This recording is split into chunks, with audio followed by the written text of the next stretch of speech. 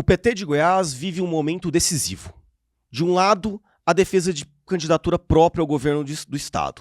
Do outro, a tese de uma ampla aliança para enfrentar o grupo do governador Ronaldo Caiado. Aliança que pode reunir, inclusive, adversários históricos. No centro dessa discussão estão dois nomes, o vereador Edivar Madureira e o advogado Valério Luiz de Oliveira. O meu convidado de hoje é justamente um desses personagens. Ex-reitor da Universidade Federal de Goiás, mestre e doutor, ele construiu uma trajetória na academia. Agrônomo, carrega a imagem de gestor técnico e há quem diga que consiga furar a bolha do petismo em Goiás. Apesar de cotado para o Palácio, há poucos meses, seu horizonte parecia mais voltado para Brasília, para uma disputa à Câmara dos Deputados. Agora, o cenário parece ser outro. A pergunta que circula nos bastidores dessa possível frente é antiga, mas continua atual. Qual será o palanque do presidente Lula em Goiás? O PT terá candidatura própria ou abrirá espaço para uma composição mais ampla? E, enquanto essa engenharia política se desenha, como equilibrar um projeto estadual com a responsabilidade de fiscalizar a gestão em Goiânia, papel que cabe a um vereador? Essas e outras questões eu converso agora com o Edivar Madureira. Eu sou Domingos Kettelby e esse é o Domingos Conversa.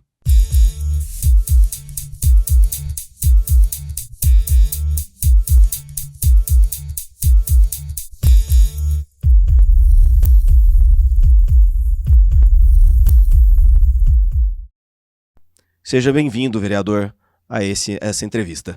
Obrigado, Domingos. É uma alegria, uma satisfação estar aqui com você para esse bate-papo. Vereador, o senhor estava se colocando até pouco tempo atrás como pré-candidato à Câmara dos Deputados, a deputado federal. O senhor me disse em algumas entrevistas, o senhor chegou a dizer, a publicar isso, postular isso publicamente para outros setores da imprensa, mas do final do ano para cá, seu nome passou a estar no centro do debate, junto agora com o advogado Valério Luiz de Oliveira, para o governo de Goiás. O que mudou? Bom, primeiro, só contextualizar um pouco essa questão da candidatura a deputado federal. Eu já fui candidato a deputado federal... Bateu na trave, inclusive. Por duas ocasiões, né? Lá em 2014, quando eu termino meu segundo mandato como reitor da UFG, em 2018 eu não participei de nenhum processo eleitoral, e em 2022 eu fui novamente candidato. As duas eleições com uma votação expressiva, ficando em primeiro suplente e acima dos 55 mil votos nas duas ocasiões. Então, por isso, nada mais natural do que uma nova candidatura a deputado federal depois da experiência, né, de passar pelo parlamento, de ganhar uma eleição e uma expectativa até pela minha trajetória na universidade, na educação, nas grandes discussões sobre a educação no país. Bom, isso começa no finalzinho de novembro, a partir de uma nota no jornal que foi colocada, e nessa nota falava da possibilidade. A partir disso, pessoas dentro do partido... Essa nota foi estimulada pelo senhor? Não, eu recebi a nota, li a nota e em seguida o celular começou a... Quem estimulou essa nota? Não sei dizer, não sei, sinceramente não sei. Mas logo em seguida, a imprensa, no mesmo dia, outros veículos procuraram. E quando procuraram, eu falei e reafirmei, tenho reafirmado esse tempo todo, que eu tenho disponibilidade sim para essa disputa. E naquele mesmo momento, a presidente do partido também colocou uma nota dizendo da importância de termos candidatos a majoritária, e aí foram uma sucessão de notas, de conversas e de articulações e de estímulos que eu recebi. E pensando de forma muito tranquila e assim, desapegada, Domingos, bem desapegada mesmo. Coloquei meu nome à disposição do partido na posição que fosse mais importante ou mais interessante em termos de resultado, porque para mim tem uma coisa que precede, pressuposto básico. Esse ano de 2026, eu estou absolutamente engajado, e eu acredito que todo o partido está engajado na reeleição do presidente Lula. Esse é o ponto de partida para qualquer conversa. Qualquer outra posição em chapa está aberta em função desse projeto, né? Agora, eu acho que também as questões vão chegando num ponto que começa a ficar difícil você deixar a coisa tão solta. Eu acho que era importante deixar um pouco mais solto até agora, mas eu já estou prevendo próximos passos para tomar uma decisão. Não sei qual será, quero escutar um pouco mais o partido, mas o tempo que eu me dei também para tomar essa decisão, ele está chegando ao fim, e aí até o começo do mês vou para um lado ou para o outro de forma definitiva. E aí, isso independente das discussões do partido que o partido está tomando agora. Isso é uma decisão do senhor. É um tempo que eu estou me colocando, mas esse tempo está sendo, claro, dado também a dinâmica das discussões no partido que se aceleraram nas últimas semanas, e eu acredito que a gente tem um desfecho também num período não muito distante. Mas eu não posso esperar também isso chegar no mês de abril, vamos dizer assim. Mas qual que é um mês assim que o senhor acha que as coisas têm que estar definidas? O PT tem que ter um pré-candidato ou apoiar algum outro nome de outro partido? O ideal, Domingos, é que isso já tivesse acontecido, né? Mas as discussões elas começaram um pouco já no final do ano e ela tem um tempo, né? Toda discussão ela tem um tempo de maturação, de diálogo nacional. Mas assim, não vejo que há um atraso que inviabilize uma discussão e uma boa performance na eleição. Até porque, se você olha para o principal estado do país em termos de número de eleitores, onde o PT é muito forte, que é o estado de São Paulo, essa discussão está longe de ser definida, né? Haddad, Tebet, Márcio França, tem uma série de... Alckmin, né? Tem uma série de possibilidades. Então, eu acho que estamos mais ou menos no mesmo compasso de outros estados do Brasil. A diferença é que lá todos esses nomes estão pontuando muito bem. Sim, exatamente. Então, aqui qualquer nome do PT testado ainda aparece lá na terceira, quarta posição. Exato. O problema é que aqui tem uma polarização entre o candidato do governo, Daniel Vilela, e o ex-governador Marconi Perillo, que eles praticamente empatam tecnicamente todas as pesquisas. O terceiro colocado fica 10 pontos atrás praticamente.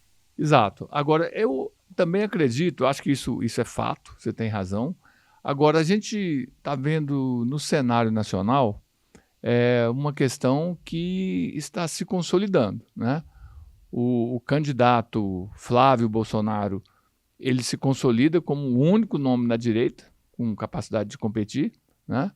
E, claro, o presidente Lula à frente e o nome consolidado, e de forma até muito natural, né? Por ser o atual presidente da República, por ter sido presidente já outras vezes, né? Se essa polarização, ela, com habilidade aqui, a gente consegue repetir essa polarização aqui, há espaço para o candidato de esquerda ou uma forma mais ampla, aliado com outros partidos, também de crescer junto. Então, eu acho que o cenário ainda teremos novidade ainda ao longo desses meses aí. O senhor disse que vai tomar uma decisão, que está maturando, que está chegando perto dessa decisão. O coração do senhor hoje indica o quê? Essa é a pergunta mais difícil que você pode fazer.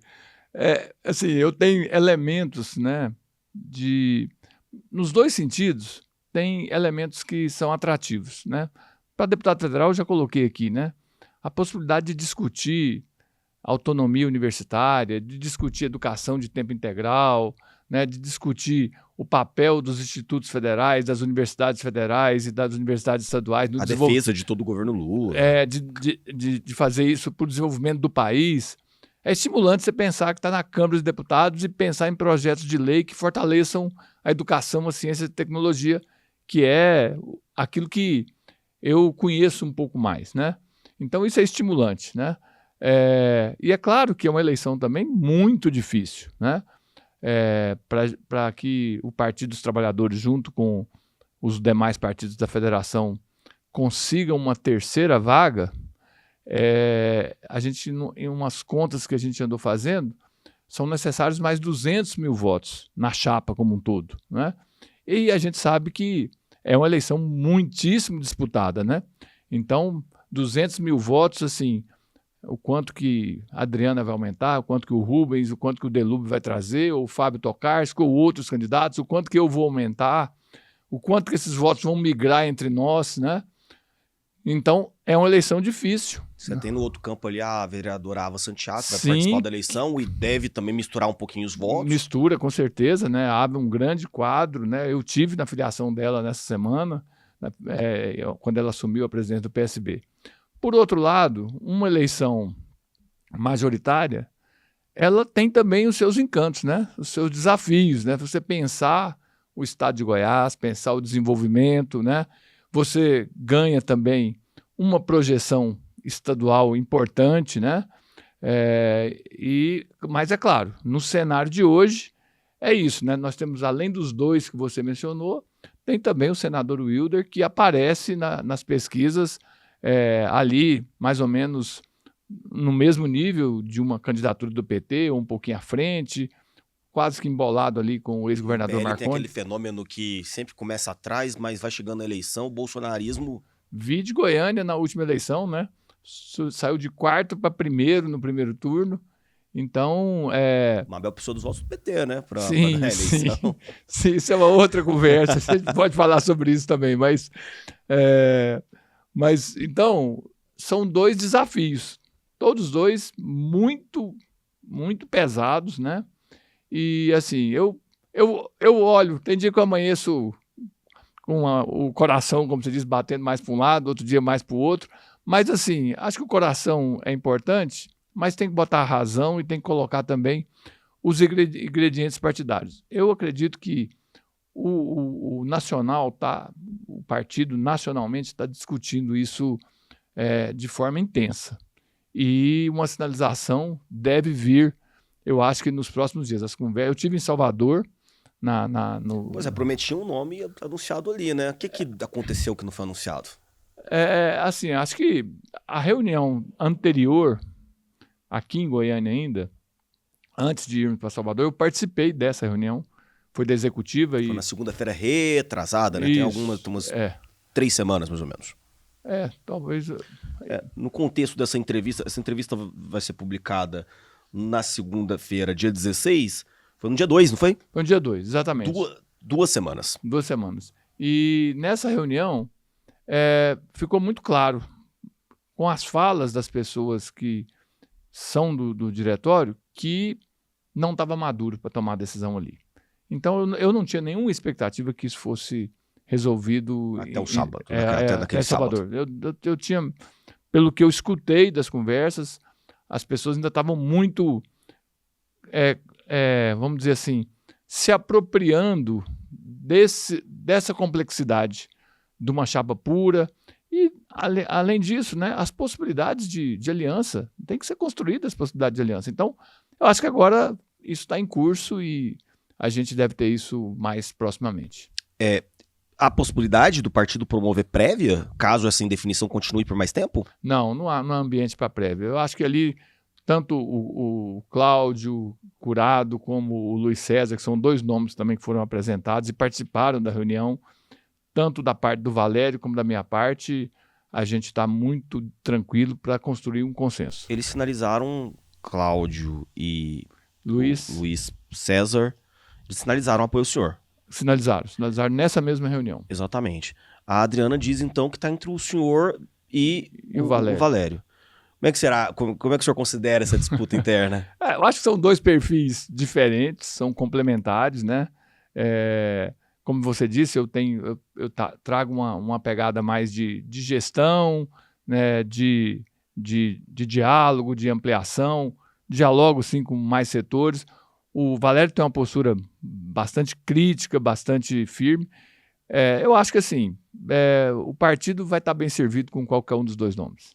E há pouco, o senhor queria pegar um gancho numa resposta que o senhor deu a duas perguntas atrás. No finalzinho dela você falou de possíveis composições. E aí setores do PT, eu não sei se é um setor minoritário, se tem aí uma força relevante, embora a presidenta Adriana Corsi diga que não há nenhum tipo de conversa, mas tem setores que defendem uma aproximação, uma aliança, diálogo, no mínimo, com o ex-governador Marconi Perillo. Esse diálogo em 2022 teve muita força, né? Falava-se de frente ampla, não, vamos fazer uma frente ampla aí, PSDB, PSB, PT, Rede, PSOL, todos esses partidos da centro-esquerda. Hoje, esse diálogo, o senhor defende que ele seja retomado? O senhor defende que o PT converse com o ex-governador Marconi Perillo mais adiante? Ou outro nome?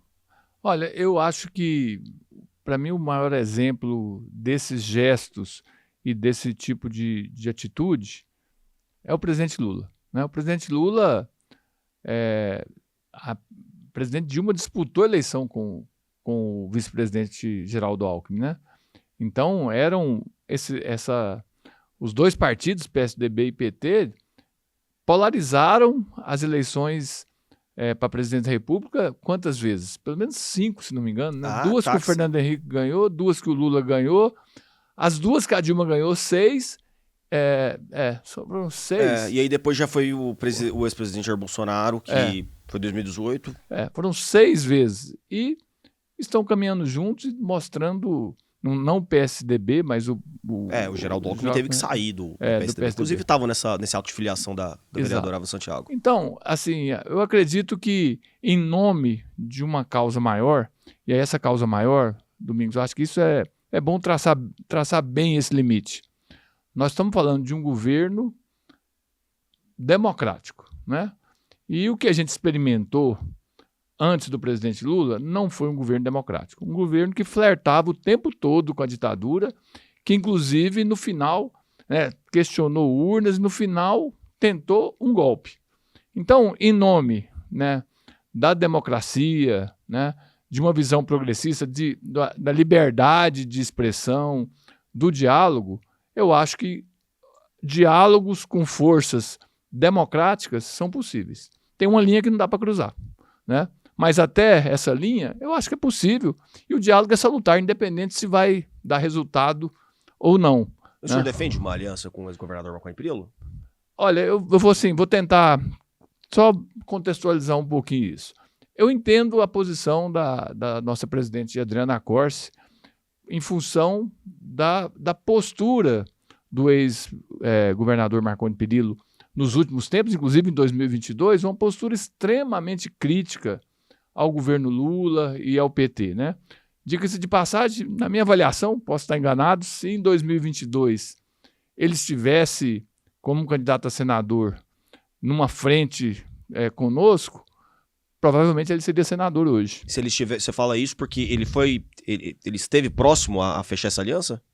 Essa conversa, assim, eu não acompanhei, mas eu acho que houve essa conversa e ela não se concretizou. E numa conta simples, né?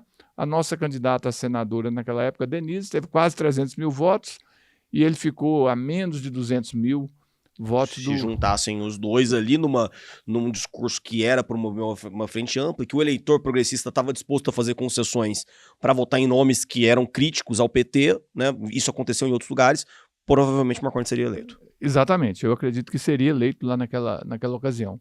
E agora, certamente, essa frente também seria muito competitiva.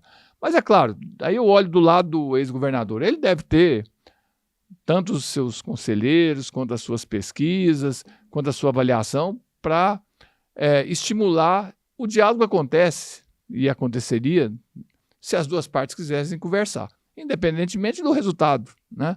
Poderia acontecer. Esse diálogo ele está acontecendo de forma talvez um pouco lateral, né?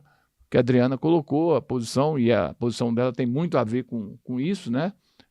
Com as declarações não tão recentes, né? Até um pouco mais recentes do ex-governador. Então, acho que nesse contexto aí, hoje o diálogo não é possível. Mas esses dias eu usei uma figura numa entrevista que eu sei que a figura já gasta, mas a questão das nuvens, né? Na política, o céu está de um jeito, daí a pouquinho está de outro.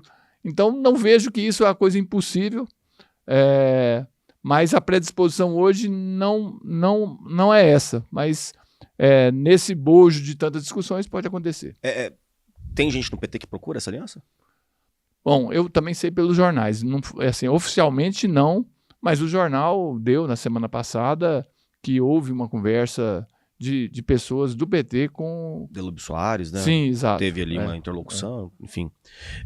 O senhor teve no ato de filiação da vereadora Ava Santiago ao PSB. Eu quero saber, houve um convite para o senhor se filiar ao PSB? Bom, o senhor não tem janela, né? Provavelmente colocaria seu mandato em risco, caso fosse. É verdade. Não, primeiro eu fui à filiação, primeiro por... Vamos fazer justiça, não foi só o senhor, o vereador Fabrício Rosa estava lá, a Kátia estava lá, vários homens do PT, outros partidos, o líder do governo Mabel, o Wellington Bessa, estava lá também. Enfim, vários vereadores até de outras forças partidárias estiveram lá. Primeiro porque a Ava é uma personalidade, né? Que primeiro é nossa colega de Câmara, e pela qual a gente tem um carinho enorme, né? Eu tenho um carinho enorme, respeito. Ela foi aluna da UFG enquanto eu era reitor, então a gente tem um conhecimento, uma proximidade, uma amizade de muitos anos. Eu não deixaria de ir em hipótese nenhuma. É claro que a gente teve essas conversas, ela está formando uma chapa, né? Ela precisa formar uma chapa para ser competitiva dentro da agremiação partidária, que tem, né, o João Campos, né, que é filho do Eduardo Campos, que é bisneto do Miguel Arraes, enfim, existe um projeto ali também, e é natural que nomes sejam sondados e procurados, né? Então houve uma conversa, né, e é claro que essa questão da janela, ela também tem o mesmo problema, né, em relação ao PSDB, mas eu disse muito claramente, tanto para ela quanto para o João Campos, que existe uma construção de um projeto majoritário e que a gente está trabalhando com isso, e também eu não tomaria nenhuma decisão dessa em desacordo com o partido. Então, assim, essa conversa está no nível da sondagem. Mas existiu e o senhor considera? Eu considero, assim, uma conversa respeitosa. É claro que a gente considera isso como uma possibilidade, mas assim, eu estou muito enraizado no PT, eu voltei para o PT, e até é bom esclarecer isso, né? Eu nunca estive em outro partido. Eu fiquei fora, eu filiei no PT em 2003, desfiliei quando eu voltei a ser reitor, e depois que eu saí da reitoria, eu filiei novamente. Então, assim, agora que me liguei numa tendência do PT, que é o Movimento Cerrado, que é o mesmo do ex-prefeito Pedro Wilson, do nosso próximo ministro aí, Olavo Noleto, da Marina Santana, de tantas outras lideranças importantes. Então, assim, eu estou bem no PT e pretendo continuar. Independente da disputa, se é Câmara ou se é o governo, o senhor é um vereador atuante em Goiânia, está aí no movimento de fiscalização. A gente até comentou isso na introdução. Como é que o senhor pode fazer para dividir essas tarefas? Não só o senhor, vários outros vereadores vão sair para a disputa. O senhor pretende atuar em convergência com o seu mandato? Vai se licenciar? O que o senhor pretende fazer durante a eleição? Bom, a princípio, Domingos, em qualquer uma das duas situações, como você colocou, e até mesmo antes de aparecer essa possibilidade de uma candidatura a governador, eu já tinha tomado a decisão de que nos primeiros meses do ano eu ia tirar uma licença. Então, eu estou esperando a volta das atividades parlamentares, e no primeiro dia eu vou pedir uma licença para poder ficar livre para andar o Estado, seja com um objetivo ou com outro, a gente andar o Estado. Então, a Ludmila do Sinteg, Ludmila Moraes, tive uma reunião com ela hoje, né, junto com a minha equipe, já colocando para ela como é que está o mandato, o que a gente tem, o que está andando e o que a gente já tem pronto, para que ela assuma e eu possa ficar livre para trabalhar minha pré-campanha. Essa licença vai ser de quanto tempo? Existe uma regra, dias? Existe uma regra que o pedido de licença tem que ser de 120 dias. E a gente pode retornar a qualquer momento. Então, assim, eu vou avaliar. Os 2 primeiros meses, aí os meses de março e abril, a hora que chegar no metade de abril, eu vou ver se fico 120 dias mesmo, ou se eu suspendo a licença Se e ficar em retorno. 120 dias, vai cumprir todo o período da campanha até, né? De pré-eleitoral, né? Pré-eleitoral. Março, abril, maio, junho. Aí já está quase chegando na campanha, né? E aí fica... Aí você provavelmente já vai estar com todos os acordos resolvidos, já vai estar com todas as questões... Eu me lembro que na última eleição alguns vereadores tiraram licença no período eleitoral. Outros não, que eram candidatos, né? Essa é uma decisão que ainda não amadureci. E agora, e o relacionamento com o prefeito de Santa Mabel? Bom... Se puder falar brevemente, nosso tempo Posso. tá quase acabando. Não, claro, vou ser bem objetivo. Assim, primeiro, com muita tranquilidade... O senhor chegou a ter um apoio crítico para ele, né, durante o segundo turno, né? Não, eu gravei um vídeo defendendo o voto nele, o PT foi decisivo, mas assim, como você quer uma resposta rápida, eu vou falar com muita sinceridade. Profundamente decepcionado com a forma de gerir, né? Uma forma autoritária, de pouca escuta, uma necessidade de privatização, de resultados, de planilhas, sem considerar o ser humano, sem considerar as pessoas, a forma como ele trata a população, como trata os assessores dele. Realmente eu estou bastante decepcionado assim, com a prática política dele à frente da cidade. O senhor já teve a oportunidade de falar isso na frente dele, assim, de falar... A gente esteve junto agora na posse da Sandra Mara, sentando do lado, batemos um papo, mas não entramos nesse assunto porque o ambiente não era para isso. Não era para isso.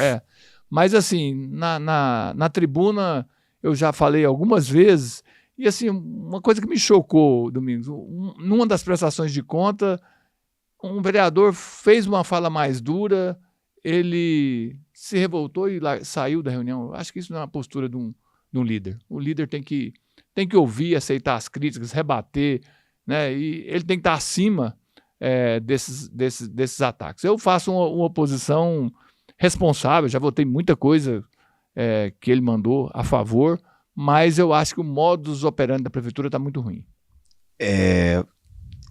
O que o senhor espera, independente do partido? O presidente Adriana Corsi, ela coloca que o partido deve ganhar mais uma ou duas cadeiras na Lego, manter as que já tem e ampliar, e o mesmo na Câmara dos Deputados. Tem duas e fazer mais uma ou duas. E é um prognóstico que quase todos os outros presidentes de partido também fazem. Vamos fazer uma chapa para manter e ampliar. Qual que é a conta racional do PT? Olha, Domingos, eu acredito que assim, duas vagas que hoje o partido tem, na minha opinião, estão bem consolidadas. Com uma chapa competitiva e uma candidatura forte a governo, a gente pode sonhar com a terceira. Sem esses dois ingredientes, é difícil crescer. Tá certo. Estamos chegando ao fim do nosso bate-papo, da nossa conversa. Passou rápido. Passou muito rápido. Mas eu quero fazer um bate-bola, jogo rápido com o senhor. Vamos ver.